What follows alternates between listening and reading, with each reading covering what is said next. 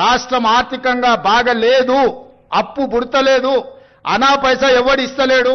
ఎవరినైనా కలవడానికి పోతే బ్యాంకర్లు దొంగలను చూసినట్టు చూస్తున్నారు తెలంగాణ రాష్ట్ర ప్రతినిధులను. ఎవడు ఢిల్లీకి పోతే అపాయింట్మెంట్ కూడా ఇస్తలేడు, వీడు వస్తే చెప్పులు కూడా ఎత్తుకపోతాడేమో అన్నట్టుగా ఆ పరిస్థితి ఉంది దేశం ముందల.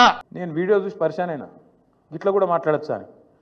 ఢిల్లీకి పోతే అపాయింట్మెంట్లు ఇస్తలేరు, చెప్పులు ఎత్తుకపోతారేమో అని చెప్పి కలుస్తలేరు అన్నాడు. అమ్మతోడు చెప్తాను ఈ మాట, నేను ఎవరు చెప్పులు ఎత్తుకపోతారట. అరే చెప్పులు ఎత్తుకపోయేటోళ్ళు వేరే పార్టీ వాళ్ళు ఉన్నారు ఇక్కడ, అది వాళ్ళ కథ వేరు. చెప్పులు ఎత్తుకపోవడం నాకు అర్థం కాదు. ఢిల్లీకి పోతే అపాయింట్మెంట్లు ఇస్తలేరు, ఎవరు ఇస్తలేరు? రాహుల్ గాంధీ ఇస్తలేడు, వర కరెక్టే. నీకు ఇయర్ కూడా ఎట్లా ఇస్తారు? నీకు తెలిసిపోయింది నీ కథ అంతా.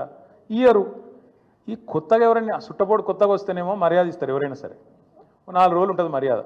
ఇక కానీ నువ్వు వచ్చేదేమో ఢిల్లీకి నీ పని మీద వస్తావు, మీ మూటలు మోసుకపోయేందుకు 40, 42, 43 సార్లు పోతుంది ఇప్పటికీ. అందులోనట ఈయన ఎకానమీ క్లాస్లో పోతుండట. అబ్బా ఫోటోలు మొత్తం బయట పెడతాం, ప్రైవేట్ ఫ్లైట్లు, బిజినెస్ క్లాసులు, మీ ట్రిప్పులు మొత్తం ఫోటోలు బయట పెడతాం. సోషల్ మీడియాలో ఇప్పటికీ తిరుగుతున్నాయి, మళ్ళీ పెడతాం.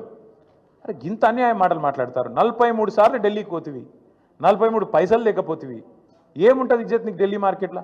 వీడు ఊకొత్తాడు పోతాడు, ఎందుకు ఇవ్వాలి మీకు అపాయింట్మెంట్? ఇస్తలేరు, ఏం చేయాలి మరి? నువ్వు మూటలు మోసేందుకు వస్తున్నావు ఢిల్లీకి, రాహుల్ గాంధీకి మూటలు ఇస్తేందుకు వస్తున్నావు. మొదలు మర్యాద ఉంటుంది, ఇక ఆఖరికి దొంగలెక్కనే చూస్తారు.